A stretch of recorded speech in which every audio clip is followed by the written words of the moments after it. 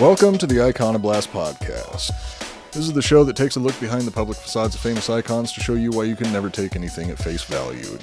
Do not block my shot. I know you're proud of your leather work, but do not block my shot. What's up, Coop? Nothing. We're talking about Floyd Mayweather today. Fuck yeah. Finally. Finally. My wish is your command. My wish. Something like that. Yeah. Yeah, I think that's how it goes. Like my leather work? Yeah, you did a good job on that. I didn't know that you were a seamstress. No, I'm a leather worker. It's not sewing if it's leather. Yeah, Can you hear that? I think still. Yeah, that's some good ASMR right there. Iconoblast, we put the past on blast. Hit them with the truth, with things you never knew. Nobody is safe, no thing to place. Got Joel and Coop with history in your face. Iconoblast. Presented by ghostbed.com. Alright, so Floyd today. Yep, Floyd today. Another one-off banger. What are you drinking on there, Coop? This is some very, very, very high-quality whiskey that just happens to taste like cinnamon. And I got to be honest, I've gone through quite a bit since I got here. That's good. And I'll go through quite a bit more. Here, cheers. Let's do a toast. I got some whiskey, too. Cheers. So we'll be talking about that illiterate piece of shit Floyd Mayweather here in a minute, but first I'm going to go through the sponsor for the episode, because the Iconoblast podcast is brought to you by ghostbed.com /Drinkin' Bros. Ghostbed has been a loyal sponsor of the Drinkin' Bros for 5 years now, and everyone here in the studio loves them. And our first sponsor ever. Our first sponsor ever, and we're very grateful for that. So no matter what happens between us, we will always love you. I am a lifelong Ghostbed customer now. Me too. Ghostbed makes high-quality mattresses right here in the good old USA, and each mattress comes with a 20-year warranty. You can try a Ghostbed mattress for 101 nights, and if you're not completely satisfied, you can return it, no questions asked. Their mattresses and pillows have cooling technology to keep you cool on those hot, sweaty nights. Oh, it is cool. And Joel's using one of the cooling pillows right now because for some reason the fucking air conditioner stopped working in here. It's hot in here. This helps with the leathers. It keeps me cool even though it's hot, and I'm in leathers. Yeah, you don't have to wear the leathers. I want to look cool. I want to feel cool. Okay. I worked hard on these leathers to get them back. They've been dormant for over a year. We're coming up on summer. 2 years. You're probably not going to be. Oh, I'm wearing getting it. very. That's going to smell great. I'm going to cut off this cooling pillow fabric and put it inside the leathers. Ghostbed also offers an adjustable base that is best in class and costs less than the competition. The adjustable base has 15 massage modes, 0 gravity, and a ton of other great features. Ooh. You can buy a mattress for about $35 a month, and they have no money down, 0% APR financing. We should do a massage test. I'll massage you with some lotions tonight, and then get a massage on the Ghostbed, and we'll see which one's better. Okay. I mean, you're pretty rough when it comes to massages, so I have a feeling the Ghostbed's going to be better. Right now, Ghostbed is offering a flash sale where you can get 40% off when you buy a mattress and adjustable base, or 30% off of everything when you use the promo code DrinkinBros. Head over to ghostbed.com /Drinkin' Bros to take advantage of all their awesome deals. That's ghostbed.com /Drinkin' Bros. Ghostbed. Sleep so good, it's scary. They should add a feature where there's a button on the tips of the pillows, because then you could connect it like this, and then you can just sleep while you're sleeping. It's like a neck pillow. Yeah, it'd be good for travel too. Yeah, well, Ghostbed travel pillow. Ghostbed travel pillow would be good with Look the cooling how cute technology. I look, too. You look adorable. Well, I mean, with your newfound quote unquote leatherworking skills, why don't you just sew the tips of that pillow together so you can wear it around your neck? I could. Yeah. So, like I said, I already started drinking earlier before we started doing this episode. Been drinking all day, haven't you? No, I actually just started when I got to the studio. Oh, okay. That's the kind of cool job we have. Yep. We get to work and then we start drinking. Yeah, I started drinking because I really, really dislike Floyd Mayweather. I didn't even want to do an episode about him because I dislike him that much. Should I take the pillow off now? I mean, that's up to you. It's pretty hot in here, and that's probably the only thing keeping you from sweating up a storm in those leathers. What happens if I let go of the... Wow, it's retractable. Retractable Ghostbed pillows. So for those of you listening at home and not watching the YouTube video, Joel is wearing leather assless chaps, and that's why you hear all of that weird squeaking noises going on. And for the people in in the YouTube video. You think the mic's picking that up? It's got to be. We're probably losing listeners, Oh, okay. I'll but it's stop. okay. Floyd Joy Mayweather Jr. Joy? Joy is his middle name because he is just a Just a bundle of fucking ray of sunshine. Was born on February 24th, 1977 in Grand Rapids, Michigan. His father, Floyd Mayweather Sr., is a former welterweight boxer who fought against the legendary Sugar Ray Leonard. His uncles, Jeff and Roger Mayweather, were also boxers, pretty much ensuring boxing Floyd family. would grow up to punch people for both business and pleasure. I see what you did there already. Yeah, spoiler alert, he's a woman-beating piece of shit. Fuck. In contrast to his current lavish lifestyle, Floyd grew up in an extremely poor family. At one point during his childhood, Mayweather lived in a single bedroom with his mother and 6 other people. He would commonly find used heroin needles in his front yard, and his aunt died from AIDS due to drug use. So a bit of a rocky childhood. Okay. Got to be honest, still don't feel bad for him. Seeing boxing as his only means to escape poverty, Floyd dropped out of high school to pursue hitting people full-time. While he has If you're going excelled to at... hit somebody, you might as well make some money doing it, I guess. Well, yeah, I mean, if that's the only thing that you're good at. That's what Daddy does. He's obviously not good at reading. I mean, really, with his mental capacity, do you think that there was anything else that he was ever going to be good at? Well, we'll never know because he did what he did. Yeah, and I think he's like the only boxer in history to make $1 billion from boxing. Whoa. That piece of shit gets to sleep on beds made out of money. Yeah. Yeah, well, we'll get to the reasons why he's a piece of shit, and it's not just because he can't read. Because there's good people that can't read also. Are you going to watch the fight? Oh, by the time this comes out, the fight will have already happened. Yeah, but we can talk about it quickly. Yeah, will you watch the fight even though you hate him? I will. Just in the hopes that he gets knocked out. I'm going to talk about it at the end of the episode and explain why it has put me in a very uncomfortable position. Okay. Seeing boxing as his only means to escape poverty, Floyd dropped out of high school to pursue hitting people full-time. While he has excelled at boxing, his literacy is lacking. Mayweather has been insulted for his illiteracy on multiple occasions by Curtis 50 Cent Jackson, Conor McGregor, and me every fucking chance I get. I didn't know 50 Cent talked shit on him. What was it? He tried to make a bet with him saying that he was going to donate a certain amount of money if he would just go on Jimmy Kimmel and read Cat in the Hat. He didn't do it. He didn't do it, yeah. Because that's more intimidating to him than punching a woman. Rough childhood, dropped out of high school. You didn't take any time to learn anything. Yeah, true. At one point, his grandma, according to him, he told his grandma, I'm going to get a job and help out the family since we're all so poor. And she said, no, just keep boxing. Because, I mean, even she knew that he was a fucking idiot. So good on you, Grandma Mayweather. She was right. They all got rich, right? Did he share the wealth with his family? Him and his dad had a pretty major falling out. Like they broke up a few times. They were dating? I don't know.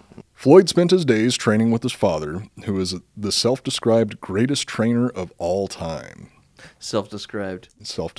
Nice. He did train a lot of successful boxers. I've seen footage of his dad training people. Is his dad cool?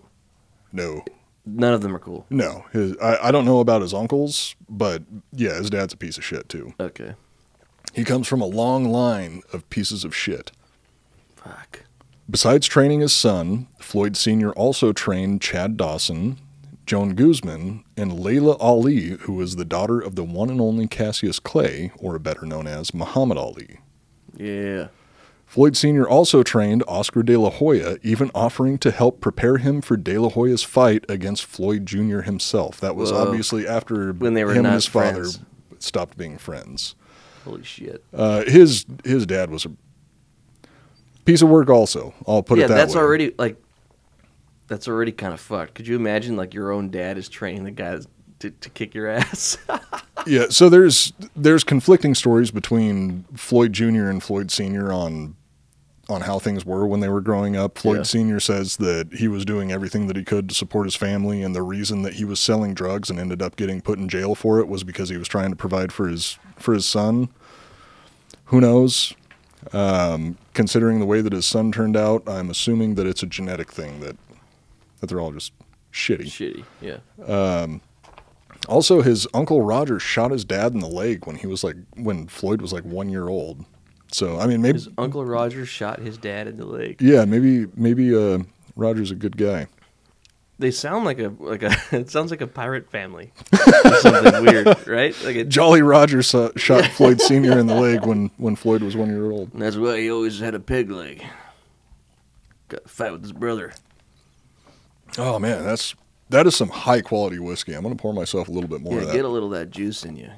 Loosen up, because I know what's coming. I know. You know, as expensive as this bottle was, I thought that it was going to last me a little bit longer. I thought this was going to be at least 3 days. It's looking like it's going to be. Well, I had 2 some. days. We were taking shots on a special day. Yeah, and I'm not upset about it just because it was a special day. Because if you wanted some of this really good high quality whiskey that I'm drinking, you could have bought some yourself instead of getting that gross tequila that you got. That tequila is good too. Really? Oh, God. I haven't finished it yet though. I can guarantee that I'm going to make a bad decision if I drink tequila. Every single drunken night that I've regretted has involved drinking tequila. Tequila? Yeah. So you got a thing with tequila.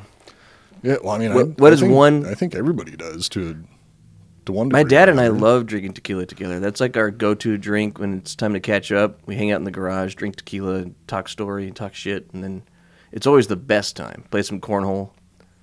Like the bag toss, not like butt stuff. There's something about tequila where when I drink tequila, I just kind of decide that everything's a good idea. Were you drinking tequila on the cruise ship? We don't have to talk about the cruise ship. No, I drank a lot of Foster's on. I know what cruise you're referring to, and I drank a lot of Foster's. So, thanks, Australia. National drink of Australia, Foster's. Every single Australian loves Foster's. Really? The way that Americans love Budweiser. Okay. No, I think they fucking hate Foster's, but I mean, to be honest, everybody hates Foster's. It's a shit beer. I've only had it a couple times. I like the cool big can. Yeah, the keg can. That was fun. But besides that, it's not a memorable taste. Memorable? Honestly, memorable. I could not pick it out of a lineup. I think one of the only beers that I could pick out of a lineup is Pabst Blue Ribbon, and that's because it tastes like it's been sitting out for about a week and run through somebody's dirty underwear. Yeah, I'm not good at. What Blue I'm Ribbon not a good did- taste tester. What Blue Ribbon did Pabst Blue Ribbon win? Their own. They probably had their own Blue Yeah, Ribbon they must have, tournament. because it is. Don't get me wrong. I have drank a lot of PBR. Dude, me too. I It's a love shit beer. PBR. Just the sound of that just brings good memories, like Diesel. Yeah, exactly. The good times with Diesel. Love you, Yeah. Diesel. Diesel is an old buddy of a veteran. Big Daddy D, he's a veteran also. So thank you for Diesel, your thank service. you for your service. He did 4 years in the Army and 4 years in the Navy, and then he became a train driver or some shit. He worked on the trains for like. Well, he wasn't driving the trains. He was like Just working on the he trains. was like a signalman or something. That's like close to just being like a circus He had been freak, working on the right? railroad all the live long day. The railroad. That's Yeah. a better word. It's like a carny, but like one step up or one step down. I'd say one step up. Well, no, Step I mean, up. no. It's the same crazy shit. Remember that story he told about how his boss like shot a fucking homeless person? Yeah, in front murdered of him a homeless person in front of and him. just like it threw was him in nothing. the cart and was like, they'll pick him up. Yeah, the they'll next find him in station." the next city over. Shit. Fuck. Maybe we shouldn't talk about that on air, because I don't think there's a statute of limitations on Go get him. murder. But yeah, go get him. Diesel wasn't one that. Well, he was the one that did it. No, it wasn't murder. It was self defense because he opened the train cart and the homeless guy attacked him with a gun. Yeah. Yep. That's Yeah. the way I remember. He had 6 guns and 4 arms. He with came out 6 swords. guns blazing. Yeah, samurai sword. Too. And a samurai sword, and I think he had weapons of mass destruction. He was the one that sold the weapons of mass destruction to Saddam Hussein and started the Iraq War. Yeah, flamethrowers. Do you think this leather sound is actually going to be picked up the whole time? Probably. Do you have headphones? Probably a little bit. Let's give it a checky check because yeah, I'll take them off if it's because. Can I ask you a personal question before we continue? Squeak for me. Yeah. You can hear it? for sure. Fuck. Okay. I should take the leathers off. Yeah, I think you should take. They're the not good leathers for off there. podcasting, are they? Not especially. Okay. Thanks for checking that. I'm glad that that popped in my head because Yeah, a lot of leather work throughout the show wouldn't be good. Yeah, I was thinking about that before, but you're But your I own look man. good, right? Oh yeah, you The leathers look good. you look like you're cosplaying Arnold Schwarzenegger in the first Terminator movie. Ooh, cool.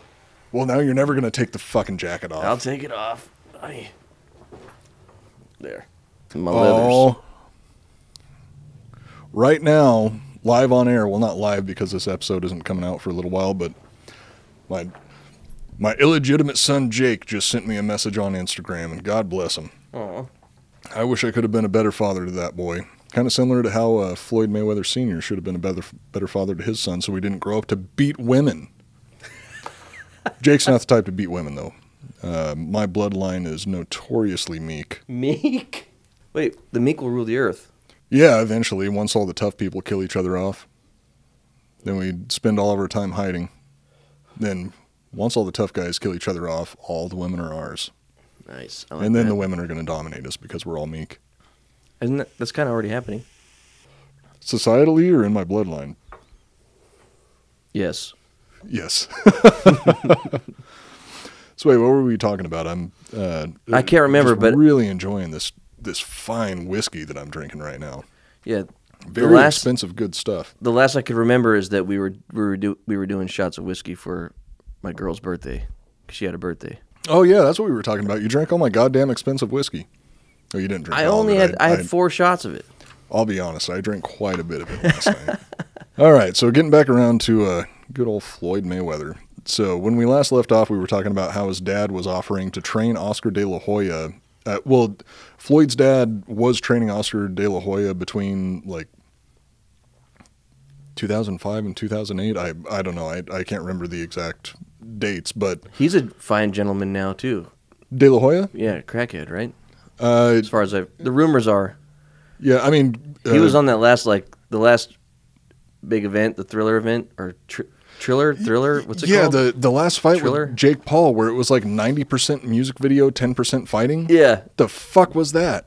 it was fun. I liked it. I mean, the performances were bad, but that was what was yeah. entertaining. It's like kind of the same vibe as like watching a bad B movie, but you enjoy that it's kind of like shitty. I didn't enjoy the terrible music, No, the music wasn't very but good. I've lost touch with music. I mean, I'm 36 Snoop was there, and that now. was enough for me.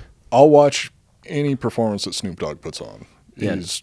He is going down in history as one of the greatest musicians of all time, in my opinion. And I'm not even a rap fan. Dude, I have a story of meeting Snoop Dogg. You worked on I worked on a music video. Yeah, didn't it was a Mexican rapper through our friend Louis. you? Latinx. Yeah, whatever. Yeah, Latinx is I apparently think the what- rapper is called what they're called Down. now. I think he actually has been in a couple movies. I think he was in Training Day. Really? Yeah. Maybe I'm being racially insensitive because they look the same. But Jesus Christ. but I'm agreeing with you, but I'm like, not. yeah, it's But I mean, because they part- both are. His name is Down, and he's a rapper. He's How- got a shaved head and a mustache, and the guy that is in Training Day looks just like him because he's got a shaved head and a mustache, and they're both of Latin descent. Anyway, so the story, real quick, is I was on a shoot, and it was for this guy, and it's low budget, like they could barely pay me. I was getting paid like $100 for the day, and we were out there on a rooftop, and it was pretty cool. Like there's maybe 10 of us total for the crew on a rooftop. We were doing takes, and the rapper was doing his verses, and we were shooting shots, and then Snoop showed up with like 2 guys, big guys, obviously security of some kind, and friends. And I was in the back like setting up a green screen because we had a plan. We had them for like a short time, so they did like a take on the roof, and then they did a couple takes in front of the green screen, and then he split. But what was really fucking cool, and why I will always respect Snoop Dogg, is when he showed up, he was smoking a blunt, which made him look cool. He was Snoop Dogg, which made him look cool. He was like 7 feet tall, which made him look cool. He's huge. He's so tall. Is he? Yeah. I mean, I so figured he fucking was tall, He but- was the tallest person there. Is he taller than I am? Yeah. He's taller than you. Holy I think shit, he's, I didn't think he he's was not that quite tall. Ben Coat with Giant tall, but he's tall. He's real tall. Yeah, Coat Wolf Giant is somebody that Joel and I like used to 7 feet work tall, with. He's 6'9" Yeah. and worth the climb, ladies. Yeah, follow him on Instagram, Cool with Giant. Cool with At Giant. Cool with Giant. Send him a DM. Sleep with him, please. He needs to get laid. Tell him Iconoblast sent you. Yeah, and get 20% off his dong's length. Because he's packing. Anyway, Yeah, that's the word on So- the street. trying to keep the story short because it's just a cool gesture that he did. Like I've I worked only- on. I only put together 3 pages for this shit, so Okay, good. take the story as long as you want. Yeah. Well, just the thing. Like I've shot 100 music videos. I've worked on 15 feature films. I've done a lot of like production work, and it's stuck in my head because he was. Maybe a couple other people have sort of done this, but not the way he did it. Like when he first showed up, while smoking a blunt, went up to every single person, walked up, introduced himself, shook your hand, and said thank you for the work that you're doing. At the time, I was like 21, 22. I remember I was when I had super long hair. I couldn't even grow facial shit, I hair. remember that. And fucking, I had a World of Warcraft T-shirt on or hoodie on. Do you still have the driver's license where you had your hair all slicked back nice with the long hair? Oh yeah, the Jack of Hearts guy. Yeah, when you edit this, if you can put a screenshot of that, not Throw it up. not the driver's license information, but just the picture itself, it's fucking beautiful. You have the I'll best put up driver's all- license I'll pictures put that up all I've ever three. seen. Yeah. But anyway, it was real cool. I was in the back trying to set up this green screen. It was a ghetto green screen. It was wrinkled. I was the only one there to do like grip stuff. And I was a kid struggling, a white kid struggling with it. I was the furthest one away. He walked all the way over to me and said like, "Hey, what's up, man?" And shook my hand and was like, "I'm Snoop." And I was like, "I know." And he's like, "What's your name?" I'm like, "I'm Joel." He's like, "Dude, thank you for helping make this happen. I know how much work this is. I appreciate what you're doing." Like, took a hit off the blunt, offered it to me, and I was like, "Oh no, I don't smoke." And then was like, "Cool," and like kept walking off like the way Snoop is. And they did the shoot, and then he left, and like he thanked everyone when he left. Like it was super cool. Like I've worked on so many jobs where like the actors or like anyone who thinks they're hot shit doesn't talk to the crew. You know? You know, something that I've noticed is the more accomplished the actor is, or the more accomplished the celebrity is, the less that they have to prove. So it's like the more famous they are, the nicer they can be. I'm not saying that this is That's definitely not the case with all of them. It's not the rule across the board, but every single actor that I worked with that was actually notable or known for something was generally really nice. It was the people who had something to prove that would be divas about shit. They like are trying to act cool or something. The worst person that I ever worked with, I don't even know if I should say her name. I don't think anybody's going to know who the fuck she is because she obviously didn't go anywhere. She was a hot shit pop artist down in Mexico, and she came to America to make her acting debut and act in this film that I worked on. Almost every single day that we were working there, we had to do like 16-hour days because any day that she was on set, it was going to be a long day because she was going to throw some sort of fucking temper tantrum. Nobody in America gave a shit about her. Nobody knew who she was. Nobody was familiar with her Ariana music. Grande? I didn't want to drop names, but yeah, no, it wasn't Ariana Grande. I don't want to drop her name either, just in That's case that. I'll tell you after the show. I've talked to you about this chick before. but, Yeah. like at one point, so she would. Was that on Axeman? No, it wasn't Okay. Axeman. Actually, everybody on. I didn't work on the first Axeman. I worked on Axeman 2 Overkill, and that was one of the best Nice. film experiences that I've ever had in my entire life. It was so much fucking fun. Hell yeah. By the way, check out Axeman 2 Overkill. It's a campy B horror movie, but it was a blast to work on. Yeah. But this actress that I'm talking about, or pop star / actress, every day that she was on set, she would lock herself in the makeup trailer, which it wasn't a makeup trailer. It was a Winnebago that the makeup department had rented, but she considered that her trailer. So she would go into the trailer and she would throw a fit, go into the trailer and lock the door, not let anybody in, completely shut down shooting for the whole fucking day until she was done throwing a fit, The fuck? until she got what she wanted. And at one point, she was unhappy with the dress that she was wearing in one of the scenes. And one of the makeup artists had to drive all the way home, which was an hour away. We were shooting in Santa Clarita. The makeup artist was from like South Los Angeles somewhere.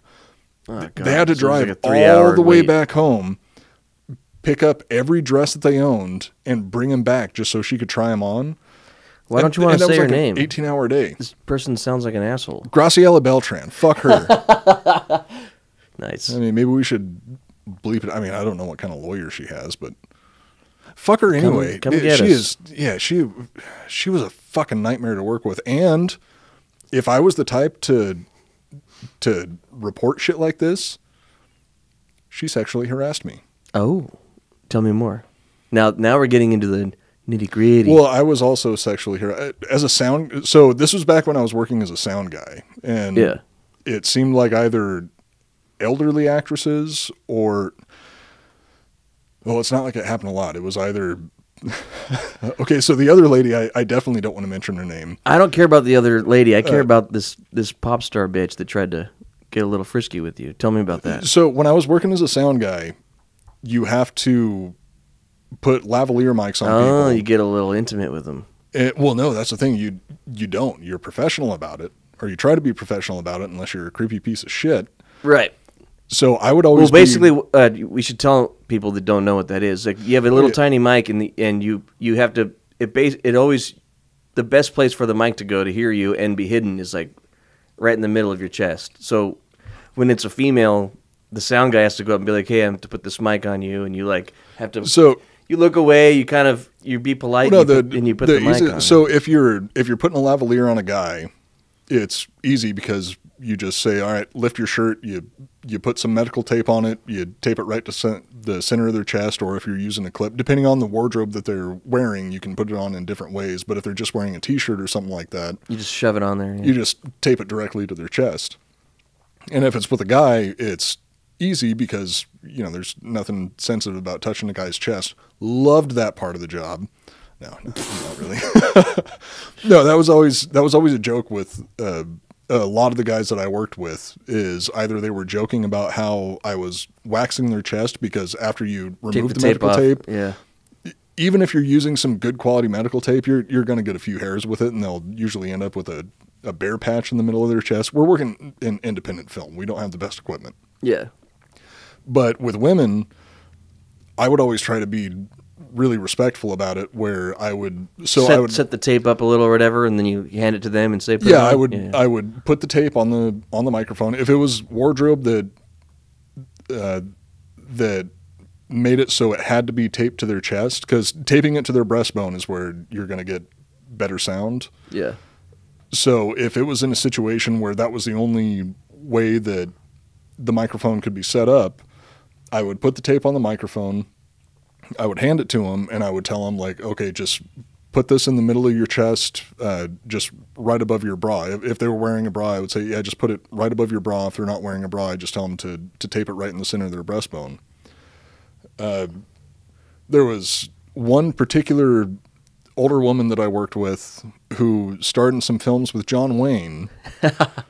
And when I walked into the wardrobe room, I told her what I was doing. I was like, hey, I'm just going to put a lavalier mic on you and get that set up so we can, shoot the scene. And when I was getting ready to explain it to her, she was like, honey, I've been around for a long time. I know how this goes. And just lifted up her shirt. And it's like her tits Kasoybins. Is Kasoybins, that's what my dad calls them. Her windsock-like breasts unrolled and flopped down by her waist. Jesus. And then she expected me to tape it onto her chest. And she was like, give it to me. I'm not about to be Me Too'd. So no, I had her do it herself. I don't care if she worked with John Wayne. She did it herself. Nice. And I didn't want to see that shit. You liked them though, right? Like, they look good, right? Blowing in the wind. I mean, if you're into windsocks, it was fucking hot. So anyway, it was on the day that she forced the makeup artist to drive all the way back to her home and pick up her own personal wardrobe to bring back so she could choose a dress from the makeup artist's personal wardrobe instead of wearing what the wardrobe department had put together for her. Fuck. So we spent hours waiting for her. I was already pissed off because on that same day, lunch was 2 hours late. And that's a pretty surefire way to piss off a crew is, you know, you hold off on lunch without actually, I mean, you can go through the customary process of the first AD going around and saying, oh, we're going to push lunch. Is this okay with your department? An independent film, everybody has to say yes because it's like, oh, it's not okay with your department. Okay, we're just going to find the next person in line that we're going to pay fucking $50 a day to do the same goddamn job. I always try to be understanding on those indie films because I've been on both sides. Like when you're on the production side, like, it depends on who's in charge. That's the thing because the film that I'm talking about, they had a decent sized budget. They overhired crew. Like they wanted to go and have all the bells and whistles, but they didn't have enough money to do all that shit, and they weren't organized to do all that shit. So everything ended up being really disorganized and uncomfortable. Yeah, you have to pay attention to who's in charge. That's what it's about. And like, where are they spending their money? Do they care about the crew? Like if a film has no money, but it feels genuine and they care about the crew, like they're trying their best, I'll fucking go hard. Oh yeah, I don't give a shit. I'll bring a backup fucking snack in my back pocket and not have lunch. If it's a passion project, then I mean, you know, you and I have both worked on a lot of movies that are that way, where it's not a comfortable set to be on. Well, I mean, it's comfortable because everybody's fucking Del Taco every day. Yeah, fast food every goddamn day. Tired, dragging ass, 4 hours sleep, or Subway or Taco Bell. Oh God, I can't. Like I can't have Taco Bell anymore. Only time I have ever walked off a set with you was when they brought us Taco Bell after we specifically said, literally, just bring us anything but Taco Bell. Yeah, that was. And they came back with Taco Bell. In indie film, you don't really get to request anything, but that was part of. I was like, all right, I'll work for fucking basically free. I'll bring a whole crew with this really small budget and make this shit happen for you. I just have one fucking thing. Like, we have multiple people on the team, including myself, no Taco Bell. Any other fast food's fine. And it could be fucking McDonald's, it can be Burger King, it can be anything shitty. You'd be just Subway, and Subway and is... Like, for some reason, my body, it just can't handle Taco Bell anymore. I will have the shits, I will shit my pants at work. That same movie that we're talking about. You shit your pants. I shit my pants at work. Yeah. That was the last time I shit my pants. And they were like, okay, cool, that's not a big deal, right? And then they literally fucking bring Taco Bell for the lunch late. And it wasn't like it was... I still feel like kind of a dick for that, because it's the only time I've ever walked off a set. That was the right move to make. I've only seen one other crew walk off of a set before, and that was that shitty movie that I worked on out in Ohio. Yeah, well, we did... Okay, just so it's clear, I said I would do the job, and I did the job. We came back, but I just wasn't going to... It was part of the deal. No Taco Bell. I know it's silly to think about it now, but no, deal's a deal. No Taco Bell. Agreed? Yes. Okay, there's Taco Bell. We're just going to go get food. We didn't, like, walk off and not come back. We went to McDonald's and ate McDonald's and then came back. We could have just gotten some McDonald's and we would have all stuck around for the movie, but it was also on a very shitty day where it was super hot in the middle of the valley in Los Angeles. That was the other fucking thing. They kept running out of water, which... We're in direct sun, there's no shade, it's 100 degrees. And there was a couple old guys on the set that were like literally looking like they were going to pass out. Like, and you're filming in a cave that's like 150 yards up a mountainside that people have to continually walk up and down. That's after walking so a couple miles. I know that we have a lot of veterans. We have a lot of hard workers in our audience. So stuff like what we're talking about right now, that's like a good day for them. Right, but this is different than that. This is like if you were hired and paid to do a job, and they said all you have to do is come into the office, sit at a desk, and write some paper, and then when you got there, it was like in a sauna, and that you were blindfolded, and there was someone trying to finger your ass the entire time, and then they fed you Taco Bell after all of that. And then they gave you Taco Bell. Yeah, like it's like anything I agree to do, I'll do it. And if shit gets hard, I'll do it. I do yeah, what I say, and I tough it out no matter what. But just like have the respect to fucking tell me what it is I'm getting into. They knew. Yeah, exactly. They fucking knew ahead of time, and they kind of were like, well, if we tell them, maybe they won't do it. Like they were scared to tell us what was going to happen. If they would have just fucking said what it was, I'd be like, okay, I agree to this. I'll tell you exactly what happened. I shit my pants and I walked a mile to a gas station to wipe your ass to clean them out. Because also that was fucking pissed. I was really fucking pissed. Yeah. Yeah. No toilets. That was another. Yeah. They said there'd be a toilet, and then there wasn't a toilet. Yeah. And so everyone if I knew ahead of time that there was no toilets, I would have shit and pissed before I left and not ate breakfast. That way I won't have to shit again. Yeah, I would have just gone the whole day without eating. So I you just prepared. Didn't have to worry about it. But they said there'd be a bathroom. There wasn't a bathroom, so Coop shit his pants. It wasn't okay. So I didn't shit my pants on set. I shit my pants during the walk to the gas station, which is the closest place to find a bathroom. It's like an hour to walk out of the fucking jungle or the desert we were in, and then an hour to get to the. Yeah, and maybe 20. On the walk to the gas station, I'm fucking power walking with my cheeks clenched. I just didn't have it in me. Well, I mean, I had a lot in me, and then I didn't have a lot in me after that. I remember getting texts from you. I was. You were keep me updated. Oh yeah, I keep via you text. It was hilarious. That's a unique thing about our relationship is I always keep you updated about my bowel movements. Mm-hmm. I mean, it's just kind of an unspoken agreement that we have, whether or not you want it. Yeah, I mean, we both kind of do. Every morning. We currently are sharing a bathroom. Yeah. Again. And for some reason, our bathroom always smells like shit. It's just like back in Ventura. Our bathroom always smells like shit, and I don't know why. Anytime you or me are in the restroom for longer than 5 minutes, it smells like shit in there. Oh, I dare say longer than 2 minutes, it starts smelling like shit. I think it has... I mean, there's a decent amount of... plumbing or something. It's something with something going on. We keep having that recurring mold problem in the toilet, and I think it's the mold that smells like shit. It's not shit. It's the mold that smells like shit.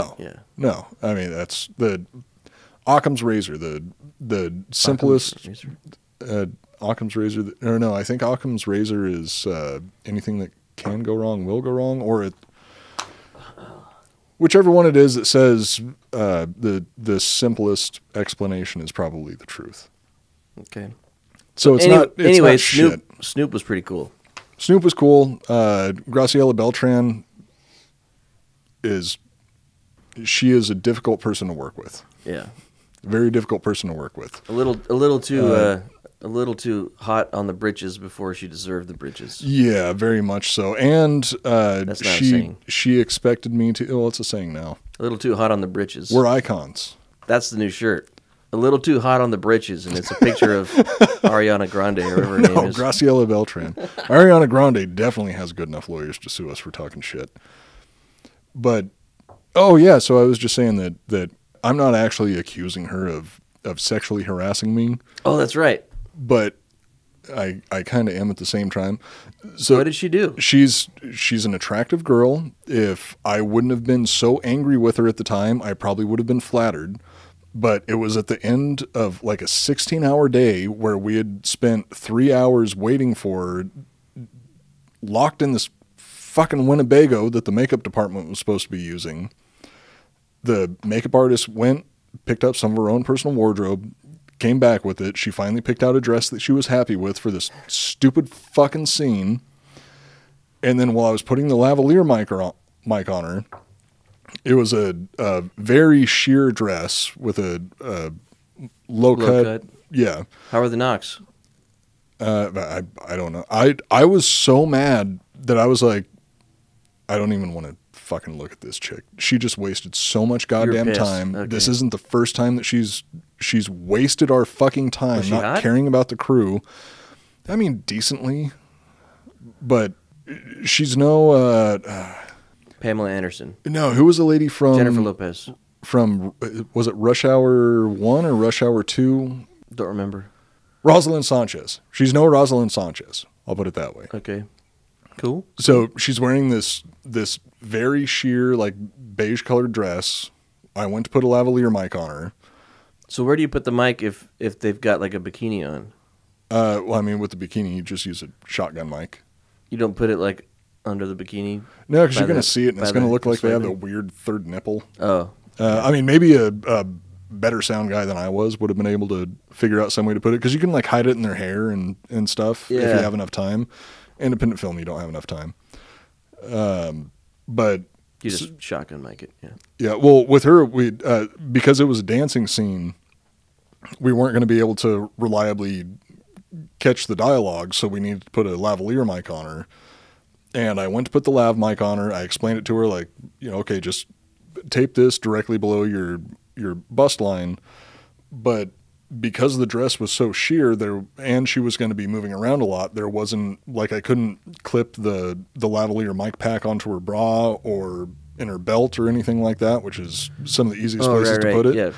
The only place to put the it. mic's like this big, like what, 2 centimeters, and then it runs off a wire to a pack that's like the size of like 2 double.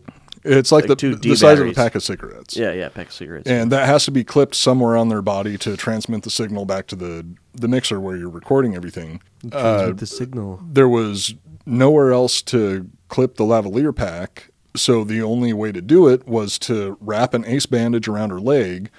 And She had then to stick it up her. and she had to stick the pack straight in her vagina. No, not the case. We wrapped an ace bandage around her leg, or I didn't wrap an ace bandage around her leg.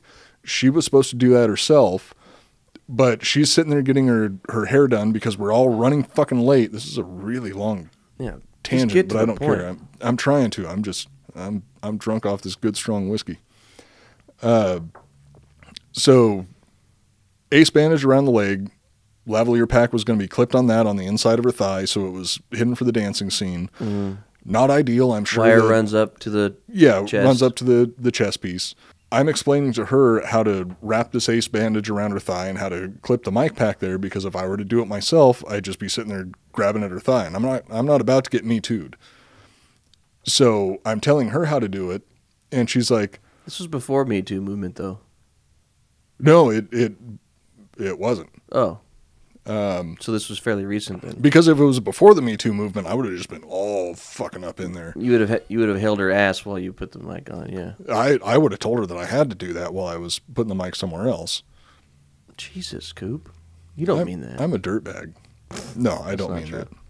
that. So I'm explaining to her how to wrap the bandage around her leg, and that the mic pack has to be clipped onto the bandage. Mm-hmm. And this is happening while she's getting her hair touched up by the makeup department. So I'm knelt down Between her legs. looking up at her, knelt down between her legs. Her thighs are on either side of my face. I'm trying to be as professional as possible. Yeah. She just looks down at me because I'm knelt down on one knee like I'm proposing to her, just kind of motioning and explaining Here's how you things do the shit, yeah. on how to do it. And she looks down at me and she gets this kind of playful look in her eye, and she's like, "Why don't you do it for me?" Oh. I was like, "No, Just like that. I want to fucking go home. I want to go home because it's already 1 hour past wrap because you decided to throw." I didn't say this, but what I was thinking is, But no, I don't want to fucking do this because it's 1 hour past wrap because you decided to throw a fucking fit because you think that you're hotter shit than you actually are when you're just an unknown fucking pop star from fucking Mexico that nobody gives a shit about. So you just said no. Yeah, I just said no. She didn't verbally get upset, but she physically got upset, where then she just got real cold after that. Yeah. She clipped her own goddamn mic pack on because I wasn't about to fucking do it. Yeah. If I was like 6 drinks deep at a bar, I'd be like, "Oh, hell yeah, I'm going to fucking Well, that's do different. this shit." But You're at work. You're I'm like, yeah, professional. I want to fucking go home because I still had to drive an hour and a half to get home at the end of the night. Yeah, after going overtime. Yeah. And they don't pay overtime on indie film. Nope. But she didn't fucking care because she's some B-rate pop star from Mexico. What kind of music did she play? Shit. What instruments could she play? Flesh flute. Skin flute. Yeah, I've heard about that. we're talking about Floyd Mayweather today. That was a Oh. long fucking tangent. This is you're supposed to learn on this podcast, and throughout that story they learned how a sound guy puts a mic on an actress or an actor. So without getting without getting killed or without getting a sexual harassment lawsuit. yeah. I was very, very respectful to every actress that I worked with because I know that I heard complaints from other actresses about how creepy some sound guys could be. And yeah, I wasn't about to be one of those guys. So you know who is a creepy fuck that mistreats women is Floyd Mayweather. If Floyd Mayweather was a sound guy, oh, he would have been Me Too'd a long time ago. And he wouldn't be rich. If Floyd Mayweather were in the same position that I was in, he would have punched her in the fucking face and gone home and slept on a bed full of money. Fucking piece of shit. I need some more whiskey. Okay. I don't actually need some more whiskey, but this is what I need to do to have fun with this episode because I fucking hate Floyd Mayweather. We'll find a good picture of him for the thumbnail. Yeah, we should use the actual mugshot of him awesome. After one of the first instances of him beating a woman where he's smiling like a piece of shit. He smiled in his mugshot? He's fucking smiling like he's getting a headshot taken for a film. Fuck. By the time this comes out, the fight will be already happened, and 99% chance that Floyd's just going to, like, completely wreck Logan Paul. Well, he's going to dance around and get a technical win, maybe. No, you think he's going to actually knock him out? Yeah. I really want... That's the funny thing. The Paul brothers are pieces of shit, too. It's like two pieces of shit fighting each other. I was not it's the choice Jake Paul between a douchebag and a turd sandwich. Yeah, it's like... The only reason that... I mean, we've talked about this before. The only reason that Floyd Mayweather would accept this fight is if he knew he was on the winning side. Because... Yes. He chooses his fights that way. Yeah. I mean, he's got some tech. He's no fucking Mike Tyson, I'll tell you that much. Fuck no. He's not even a fucking Oscar de la Hoya. I've got more respect for Oscar de la Hoya, and Oscar de la Hoya is also a fucking piece of shit. Yeah. The point of fights, like at least I'm a big MMA fan, so I watch almost every UFC fight, especially the pay-per-views. And the point of the fights is to try to get matches where it's the two best.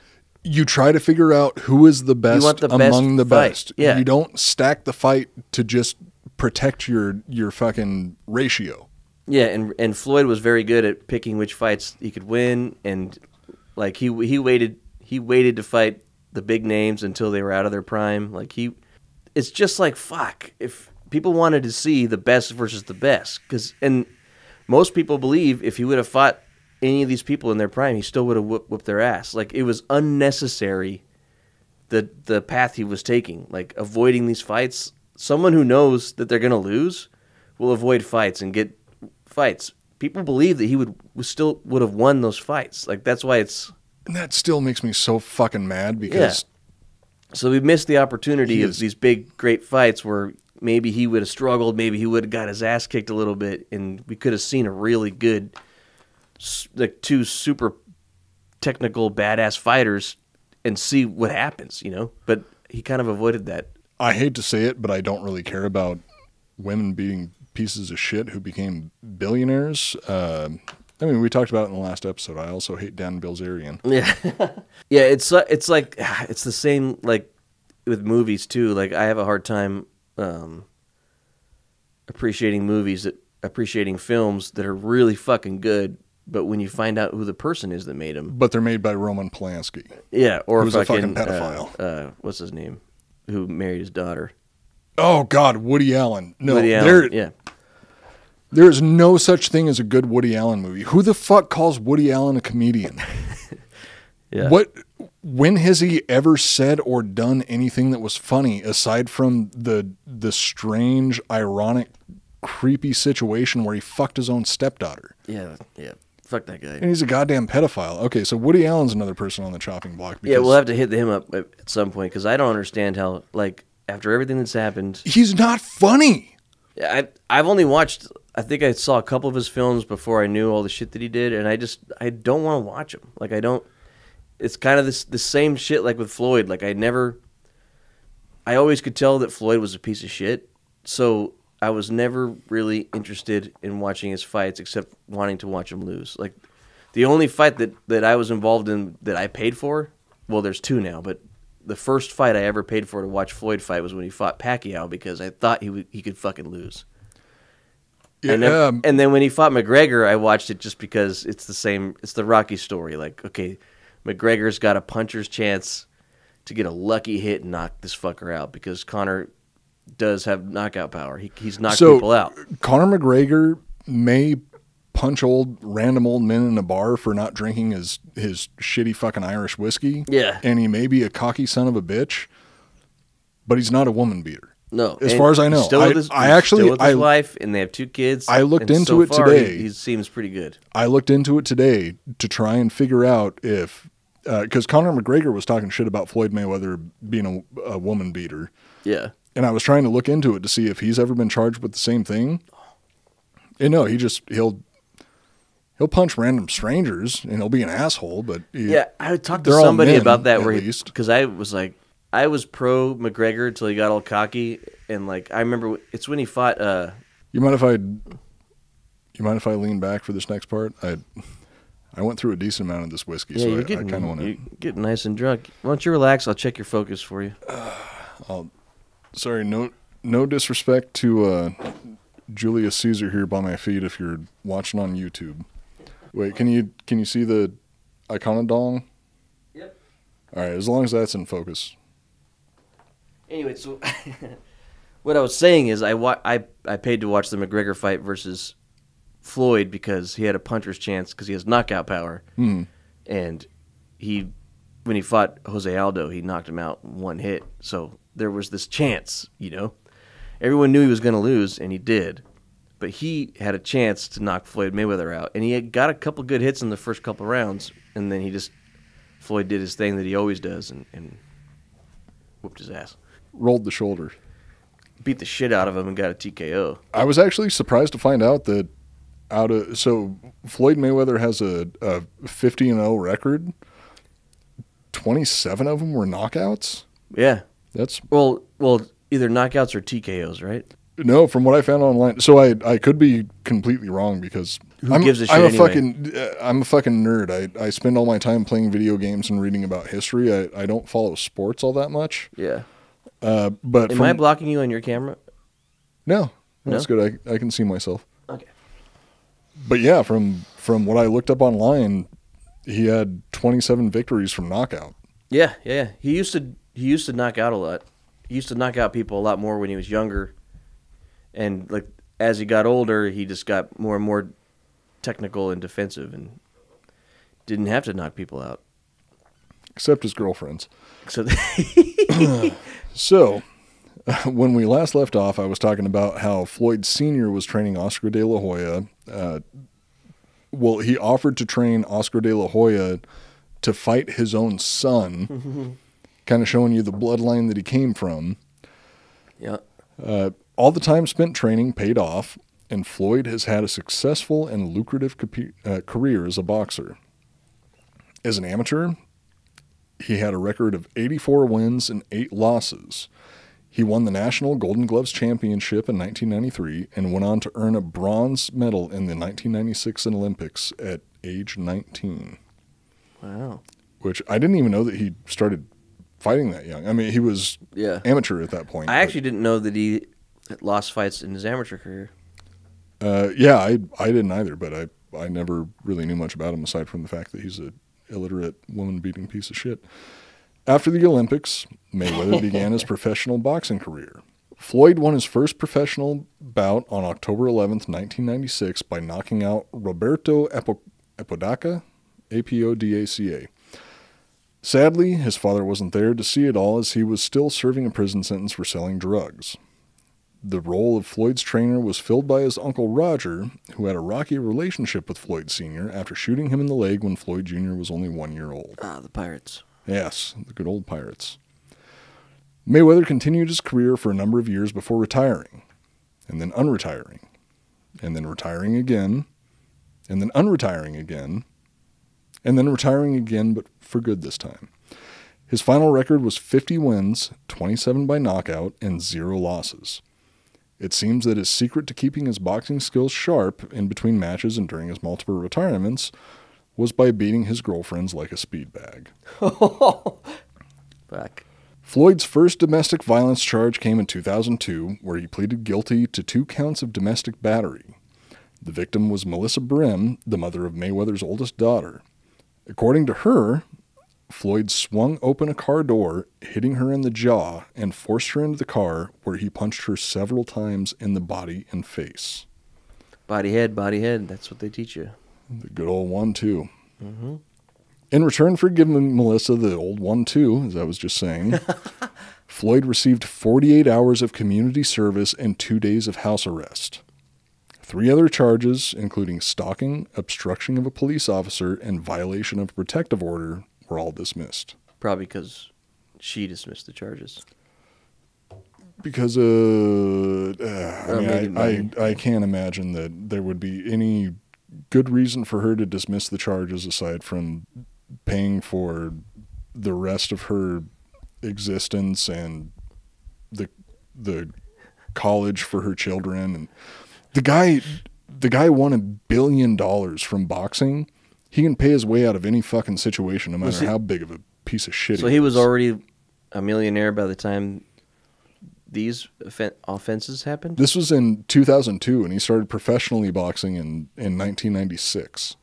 So he was already rich by then. He was making money. He had money to throw around, especially if it kept him from going to prison where there's actual tough guys.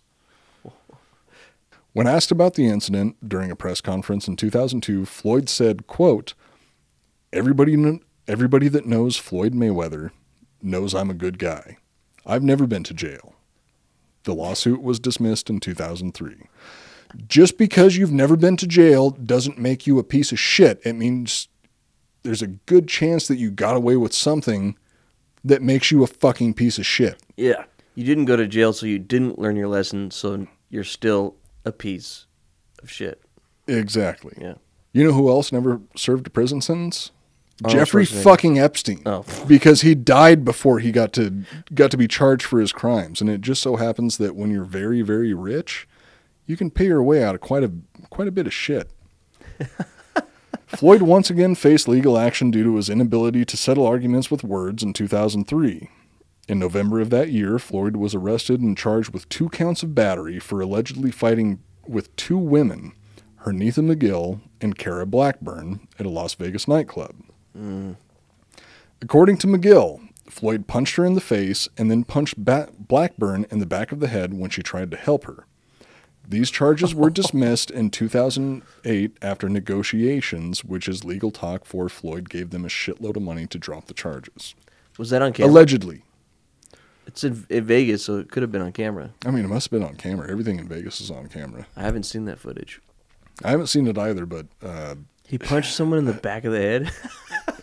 Oh, he's got a track record for punching women in the back of the head. Allegedly. I think that I actually have to say allegedly to make it legal. The charges were... So he served some time for the shit that he did, and then other stuff was dismissed.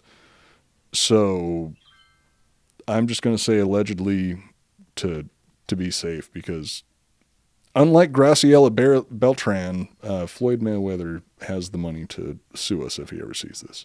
Mayweather took a break from beating women for a few years before returning to the ring once again in 2010.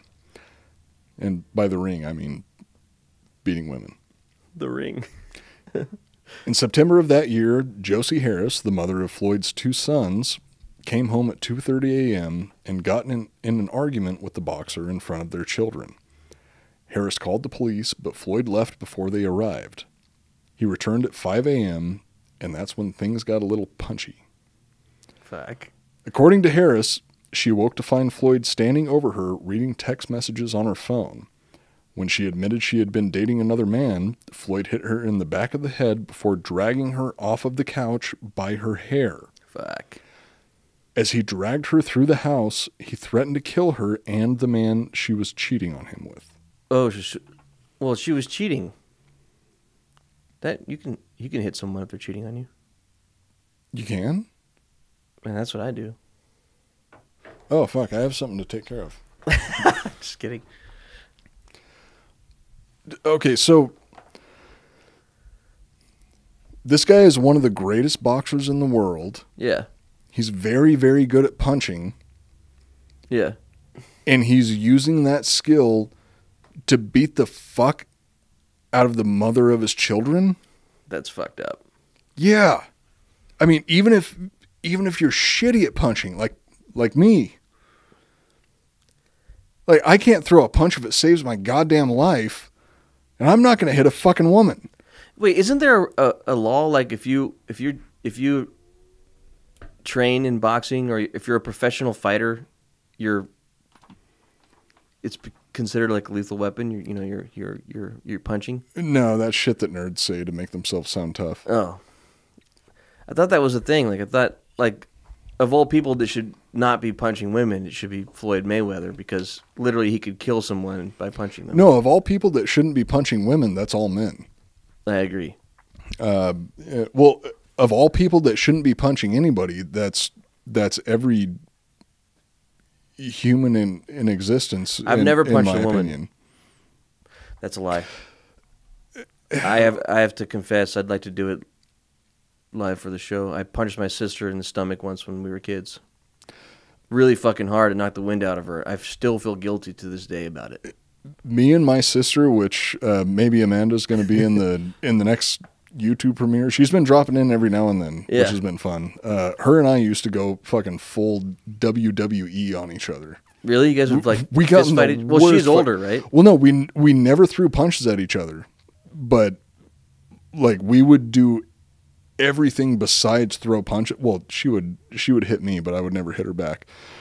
That was a Sharice, I'm sorry I punched you in the stomach that time. Knocked the wind out of you. Amanda, if you're watching this, I should have fucking punched you. You had it coming at times, but I didn't. No, my sister's fucking awesome. She got me this shirt. Yep, it's a good shirt. What does it say? It's a picture of Jesus on the cross, and it says, "OMG, guys." That's not what I said. I was so happy when I got this shirt. It's a good shirt. It's a fucking awesome shirt. But yeah, Floyd, regardless of whether or not you're a boxing champion, just don't fucking hit women. Don't hit women. Don't hit anybody. There's no reason to hit anyone unless you're like defending your home, or someone's committing a crime and you need to like stop someone from doing exactly. Like, what do you have to fucking prove? If shit's serious, like this is something that I agree with Dan Holloway on. Is if shit's serious, then it's life or death. Yeah. Fucking, we have guns now. Shoot them. If it's to the point where something needs to be done, defend yourself. Shoot them. But anything below that, to me, which okay, so this is just my personal opinion. Yeah. Anything below that is a pissing contest. I grew up in like my way of thinking is the Friday way of thinking.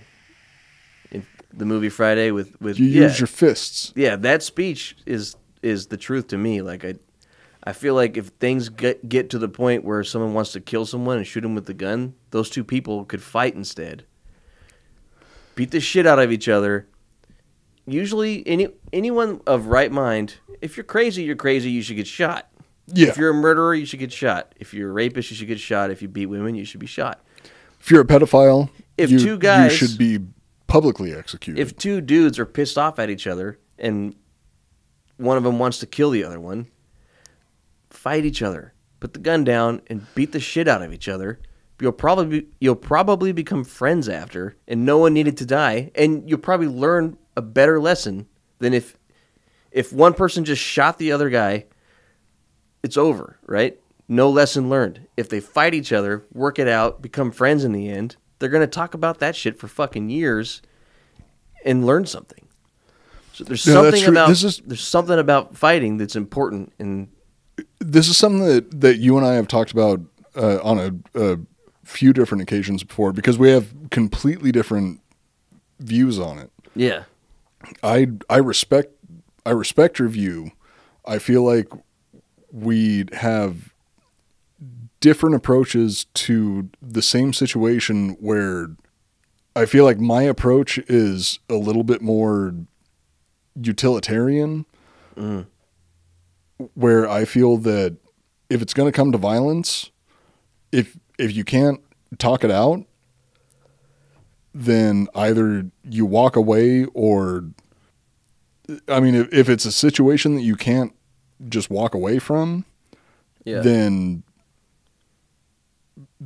somebody could die. If it's not a situation that somebody could die in, I don't see the purpose of, which by saying this, I'm not trying to downplay your perspective, because that's one of the things that I appreciate about these conversations that we have, is it helps me understand different points of view. But if it's not a life or death situation, to me it feels like it's a pissing contest. But couldn't you say that about words? Like words and like a slap in the face is basically like a if you wrote down what you meant by the slap, it would be like some sentence like, I think you're wrong, I think I'm right, and I'm mad at you. It's saying the same thing. True, but so even talking is a pissing contest. It's the same thing. It is, but I think that it's a more, I feel like it's a more civilized way of taking care of the situation, where even saying that it's civilized, I feel like downplays the importance, because like I said, we've had these conversations a lot before, where I think that progress is the purpose of humanity. Like which, I mean, I honestly thought that this was going to be a short episode, but if we get into this, it might this will be a 2-hour goddamn episode, a little bit longer. If humanity or life in general has a purpose, it is to progress, right, and to get to a state where. But who decides what that progression is? What is progression? That's another difficult point to argue, because I don't believe in objective truth, but I think that if the further you get from suffering, the better it is, because nobody necessarily wants to suffer. So if you can get to a point where there is less suffering, that's better. Which I eat a lot of meat. Like I cannot go without eating meat. I've tried to be vegetarian before. Doesn't fucking work for me.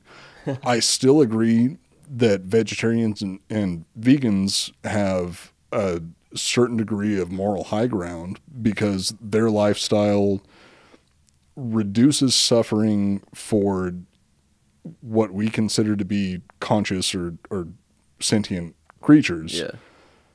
Technology hasn't advanced to the point where we don't need I can live in that world, because I like Chick-fil-A. We just had barbecue the other day, and it was good. I mean, it was it was middle of the road, but yeah, it was Bill Miller barbecue, which isn't terrible, but isn't it funny? It's no Terry Black. You know, just like a decent meal, but like we killed like 4 things so we could eat.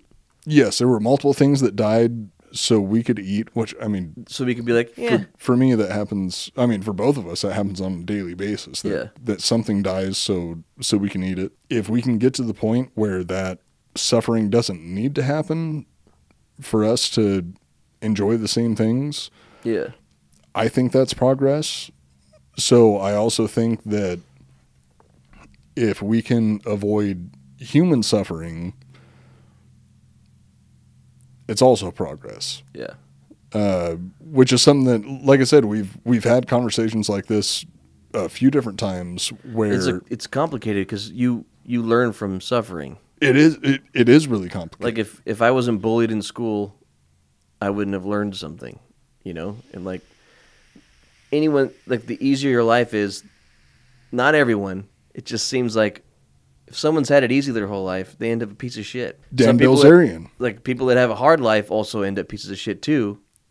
But a lot of people learn from hardships, and that's what makes you tougher, it makes you strong, and makes you fight for the good times, and makes you appreciate the things that you have. Yeah, and that's where it becomes tough, but that's also why I believe that, coming back to progress, the the technological singularity where we become one with machines. Fuck goddamn cyborg shit. Exactly. Well, according to Elon Musk, we're already cyborgs. I mean, you and I both have smartphones in our pockets. And we have them all the time, which I think is a good thing and a bad thing, because it's a good thing because there's no reason for us to ever say, I don't know anymore. At any point, if you have a smartphone in your pocket, you don't need to say that you don't know an answer to a specific question, because you can just pull the phone out of your pocket and look it up online, and you'll have the current answer to that question. But there's a big difference between reading about how something is and actually doing it. True. And what I think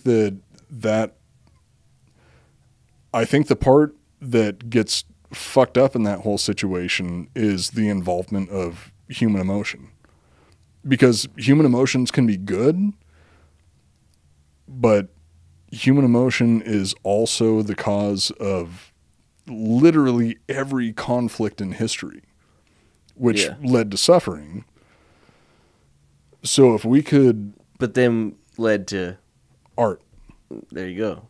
Led to all kinds of things. It led to art, led to happiness, led to joy. When you defeat the suffering, you have this time period of like, holy shit, I accomplished something. No, that's... And that, I mean, there's true different too. levels of suffering. Like, you work a shitty job, you're 9 to 5, hard labor. That's a type of suffering, but at the end you get paid, and then you buy your kid something. You get to buy food and toys and all this shit. So you suffer to get something good, and it makes you appreciate the shit you get.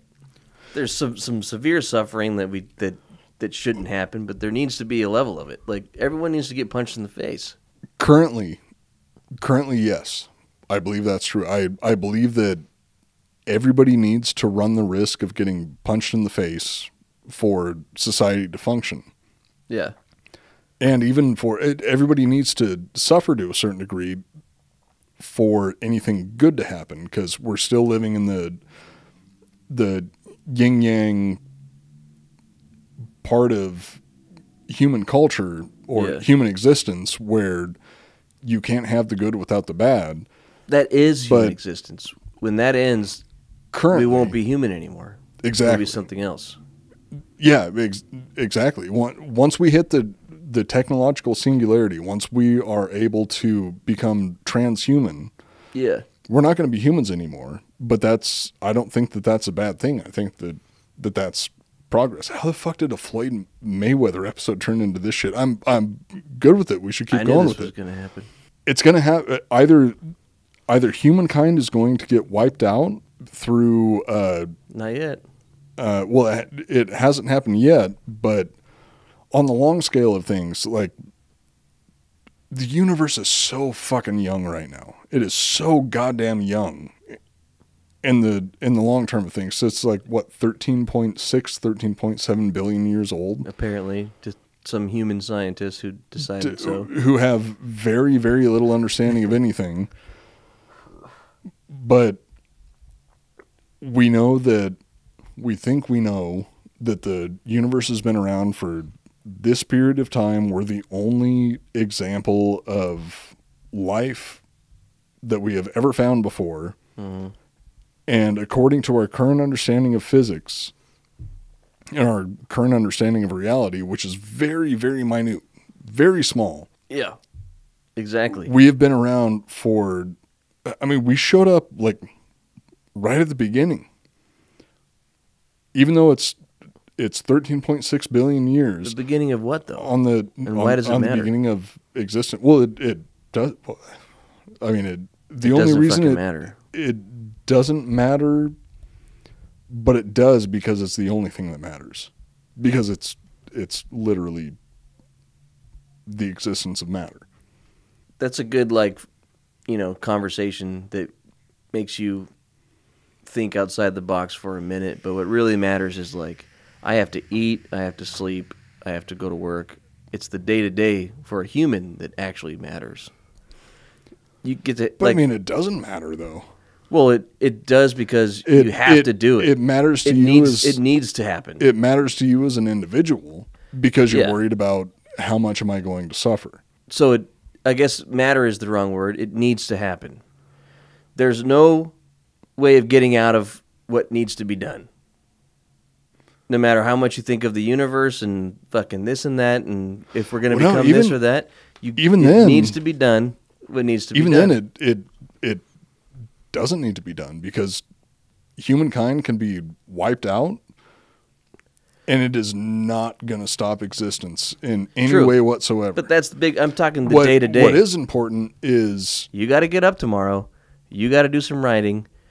You're going to get hungry, and you're going to have to eat something. And no matter how the universe started or ended, that's a fact. See, what I think... You could kill yourself, or the world could end, but it won't. And you're not going to kill yourself because you're my best friend and I need you. What I think is important... And you're going to eat every day. is, well, I have to. Instead of need, I have to... Things have to be done. But, well, that's the thing. They don't. Because... okay, so here's what I think is important. And I really didn't think that it was going to turn into this conversation stemming from a fucking Floyd Mayweather episode. But here's what I think is important is we are the only example of life in the universe that we are currently aware of. What about that UFO that flew around, went underwater? That we're aware of it. Honestly, it's probably a Russian drone. Well, no, honestly, that particular video that you're talking about, that was most likely like some sort of weird lens flare on this crazy forward-looking infrared technology that we have. A lens flare? Yeah, okay, bud. I really don't think that aliens have. I didn't say it was an alien. I said it was a UFO. It was a UFO, but a UFO is just an unidentified flying object. That's why I said I think it's a Russian drone or some sort of. The Russians aren't going to have that kind of technology. Well, it's Russia. You just if anybody's Americans always go to Russian. If it sounds bad, it's a Russian. No, if anybody's going to have that type of technology on the planet, it's going to be China. Chinese, yeah. Yeah, because they're much more technologically advanced. I think than we are. It was a drone that can go underwater and fly. And they were doing tests out there, and they wanted to scare us, distract us. How can you break the surface of the water without making a splash? It's a fucking alien. No, see what I was saying is what I think is important is the fact that life on Earth is the only example of life in the universe that we know of. Which we found bacteria on Mars. Boom. No, we didn't. Or fossils. We found proof of a bacteria that died on another planet. No, you're talking about the meteor that hit like Antarctica, or I'm pretty sure it hit Antarctica, maybe the North Pole. But no, that's not definitive. You don't remember this? Like in the 50s, a meteor crashed and hit somewhere near London, and there was this giant cylinder in the ground in a ditch. There was these tentacle octopus in there, and Tom Cruise ran away from. Well, that was a remake of talking what about actually solenoid. happened. Yeah, I'm reading that book right now. It's always a goddamn solenoid. The goddamn solenoid, dude. Dude, the book I read like 40 pages of it like 2 nights ago. Of what's it called, War of the Worlds? Yeah, the original book. It's fucking good. The way the guy talks, it's like the way it's written is like this guy who lived through it is like writing a story of what it is for like scientific purposes. So he like kind of talks to you throughout he's like talking about people being fucking killed by aliens. And then he's like, yeah, I already kind of said this before, so I'll skip the details. And then like, I don't know. It's really cool how the book is written. Well, here, I'm just going to get back to my point about why I think this is important, but this which has nothing to do with about Floyd something Mayweather. That really happened. No, it's not. That you haven't read it, you don't know, and you weren't alive in the 50s. No, He I even wasn't. talks about it. They don't even write about it in the newspaper because no one believes it was true, so they just don't write about it in the newspaper. And they say it was a giant fire that killed like half of London. Just like all the fires in California. Those were aliens, or could have been. Exactly. We don't know. We weren't there. We were there. Okay, so all I'm saying is the reason I think that human life is important, you're throwing me off my goddamn fucking train of thought. We got to get back on track. This is a Floyd Finish your point. Mayweather episode. Jesus Christ. Finish your point. All I'm saying is we are the only example of life in the universe. We don't know if any life exists outside of Earth. Floyd Mayweather is the only example of human existence. And Floyd Mayweather is a woman-beating piece of shit.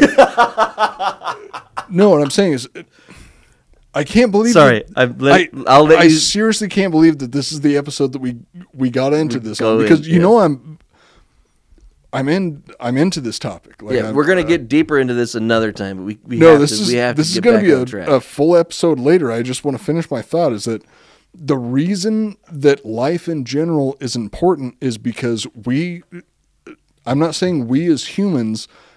I'm saying life as an encapsulated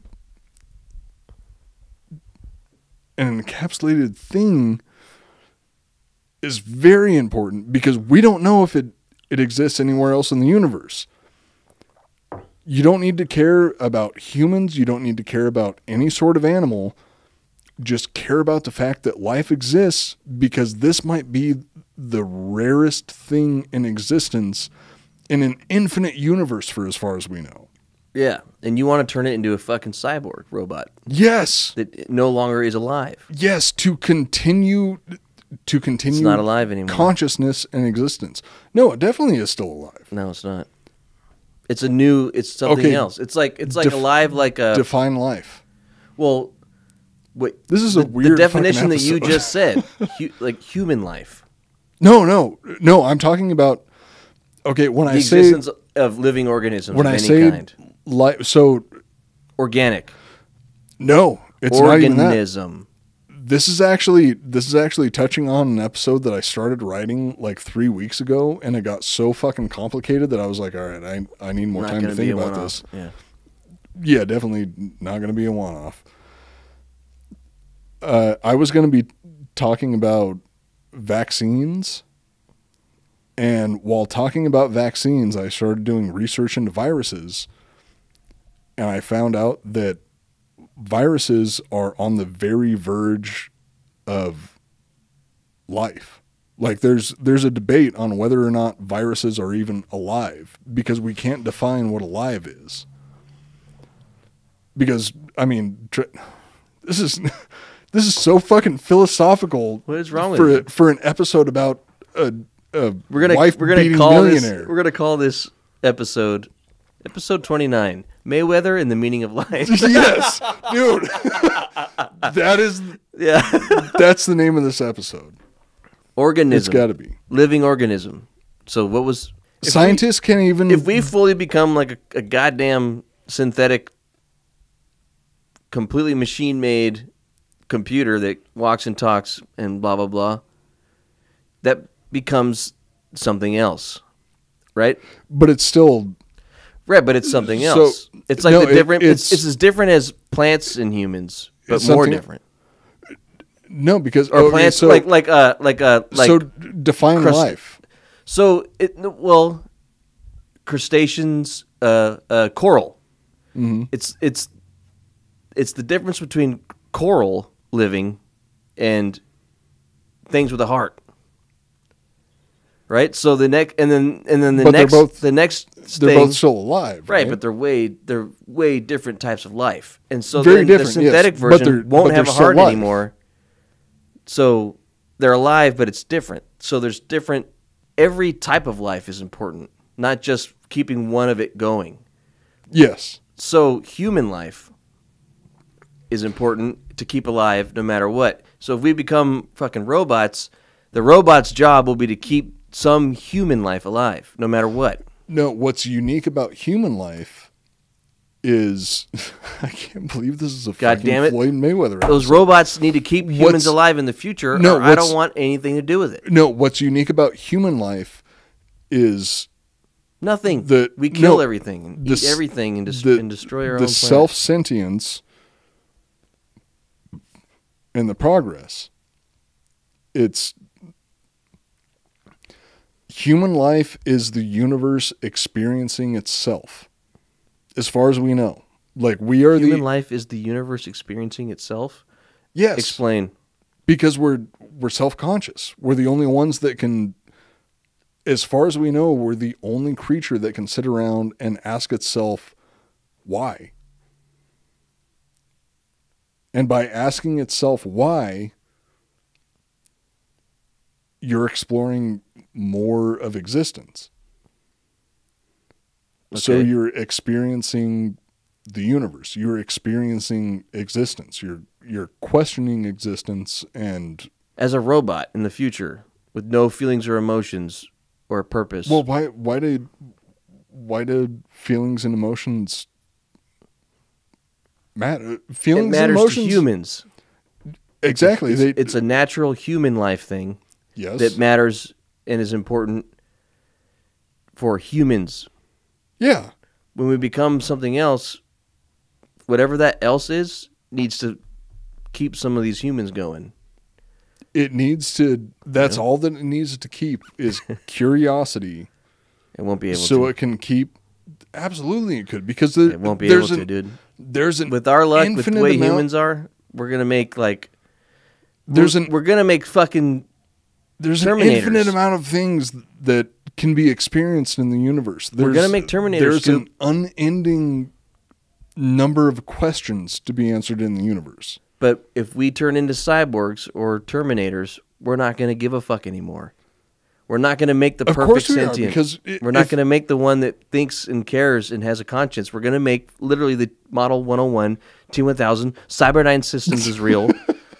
There's going to be machines, and they're going to take over, kill everything, and they're not going to care about anything. I'm so fucking blown away that this is a Floyd Mayweather episode.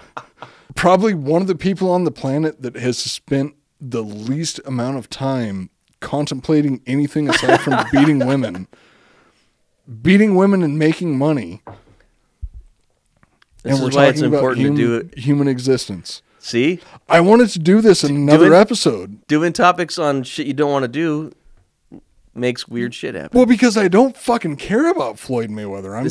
I'm drunk off a Fireball, and I want to talk about literally anything else. That's why this would be a good episode. Oh, I don't know if it'll be a good episode, but I'm having fun. that I'm was really just, fucking drunk. I'm clipping that. That's a clip. That's a fucking clip.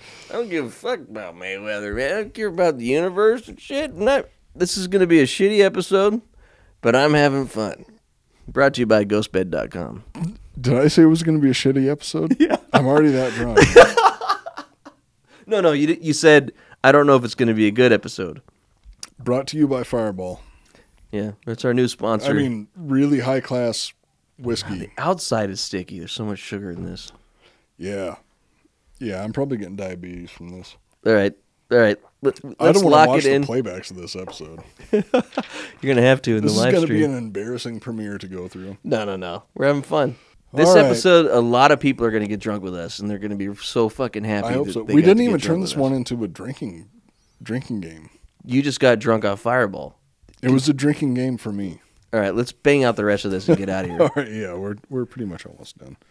Oh, I believe in the universe and aliens. Oh, I believe that humans should become robots. You're just dragging me back into something you know that I want to talk about. Next episode. All right, we're out of time. Mayweather took a break from beating women for a few years before returning to the ring once again in 2010. In September of that year, Josie Harris, a mother of two of Floyd's sons, came home at 2:30 a.m. and got in an argument with this boxer. And Jesus Christ, I'm fucking drunk now. You can do this. It's still our job. Yeah, we're leaving this in just because it's important that people see who I really am. Yeah, the truth is out now, dude. You're a goddamn drunk piece of shit. Yeah, not all the time, just when I dip into the Fireball when I haven't eaten very much. You don't even drink hard liquor. I love that you tanked a good piece of this Fireball right now. I'm proud of you, dude. All right, so do we need to start going back, taking turns on paragraphs like we used to? Maybe, but I feel bad because like we're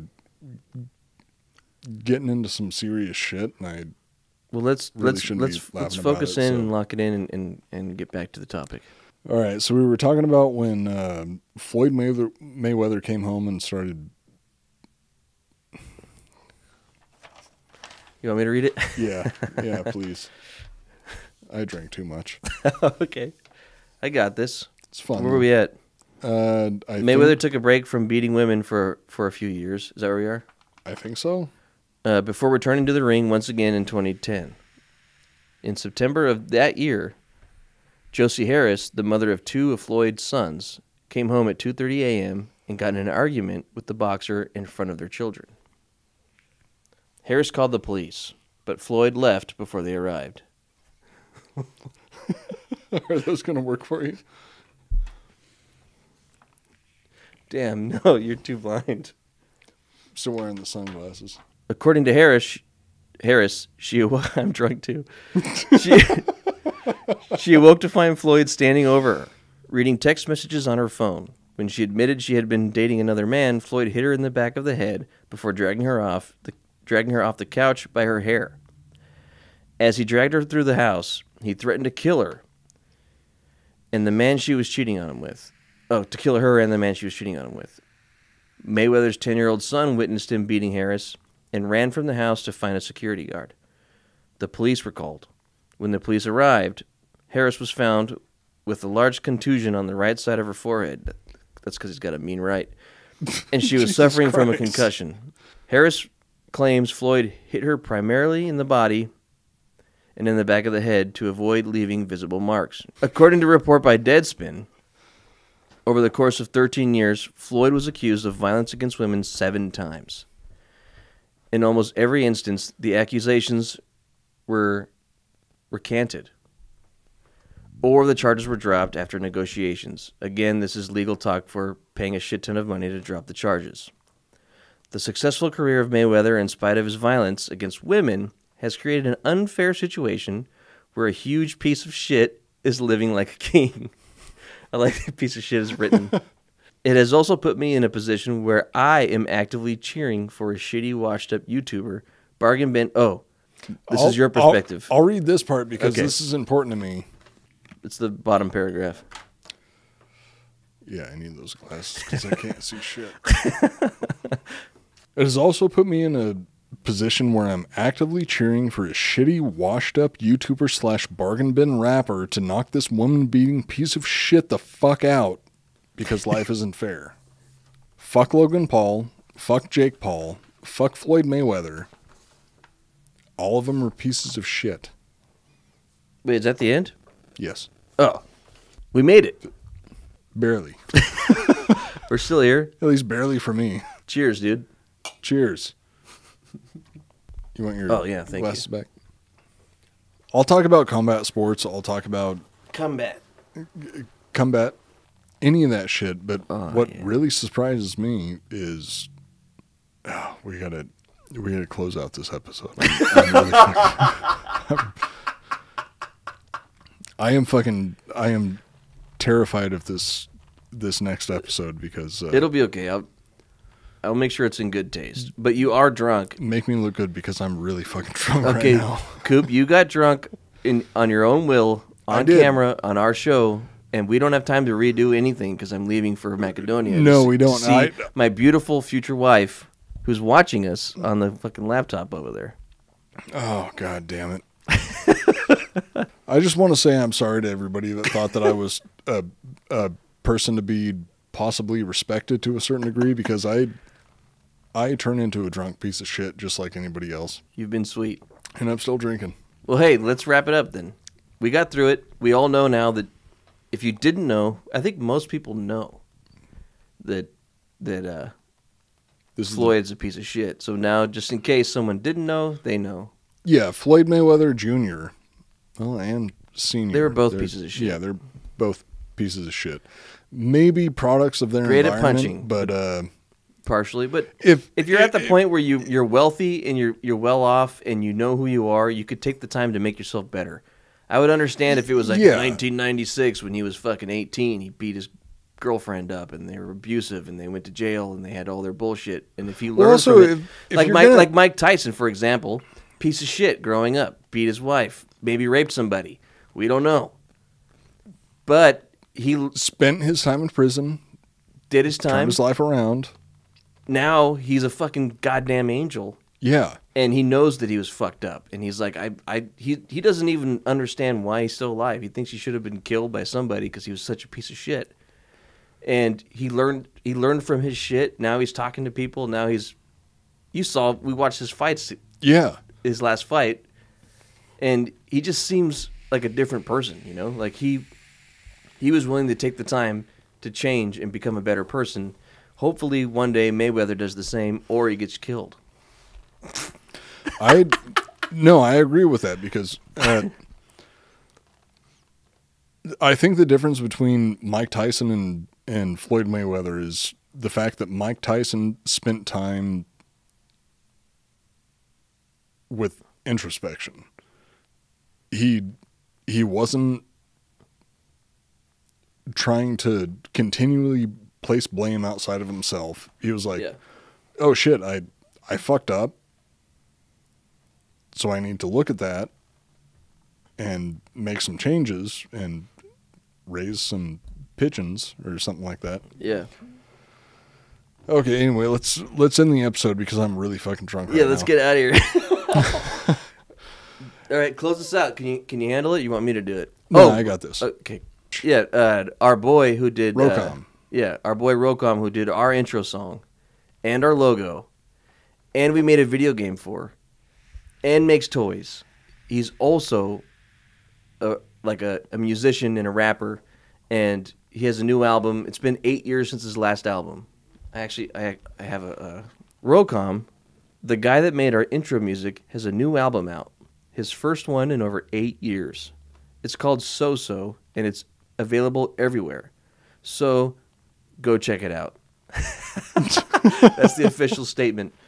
But I've actually listened to the whole album. We listened to it together. Yeah. And it's actually sweet. Like it's a good hip hop album. It's kind of mellow. It's got like a cool mellow vibe. Like I could imagine listening to it while on the beach or something. Or I don't being know with if your this girl. was... Did that camera cut out? Yeah. Yeah. So you have to come over here with your chair. We got to do the show together on this side. So we had some technical difficulties. One of the cameras went down.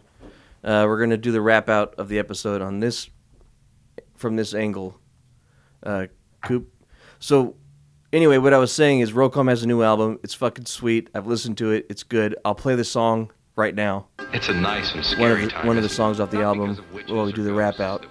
That's it for this episode of Iconoblast Podcast. Check out the Drinking Bros History channel on YouTube. You can see our Brothers in Arms, the softcore history. This is like revenge. Look at this. I'm going handheld with this. This is like revenge for the goddamn fart episode where I was shit faced, and I was super embarrassed. Remember? But then it turned out okay. So this is revenge. Yeah, check out our Brothers in Arms, softcore history. They do the same kind of shit we do, only better. Also follow us. What's our YouTube handle? I'm gonna try to be like you. I can't do this. It's on Instagram. Follow at Iconoblast Podcast, at Coop Nukem, and at Joel R. Benner. Also follow us on YouTube. We're on the Drinking Bros History channel. You can follow us and Softcore History on there. There's a bunch of sweet, cool fucking history shit. This has been the Iconoblast Podcast. I am Matt Cooper. I am Joel Benner. Coop's drunk. Reminding you to never take anything at face value. Off a cake card that'll saw right through your fresh linens. Check it, middle of the night, going down I-5, swerving on lanes with the broke tail light. Got her in sight, and she got big plums down at the lake. Nobody gets none. Short shorts with the long hair. She bang a dork like I won't care, so I just stare like a bad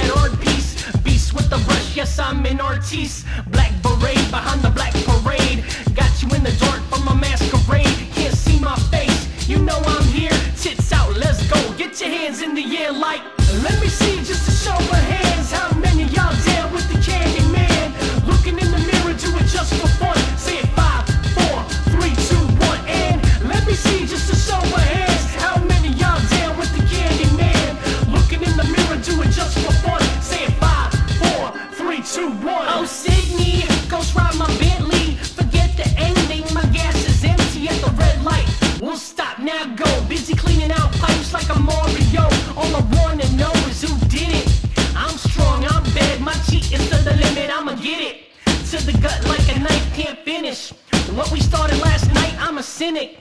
Yes, it all is bad, bad like the first tracks out the aftermath. No boys allowed, busy, broken, proud, like I'm giving up my paper votes to a gutter clown. Set it down on my lap, that's hot, got a fat butt. She twerks on TikTok, keep my lips locked, like that's the plan. Have you ever got down with the candy man? Let me see just a show of hands. How many y'all down with the candy man? Looking in the mirror, do it just for fun. Say it 5, 4, 3, 2, 1, and let me see just a show of hands. How many y'all down with the candy man?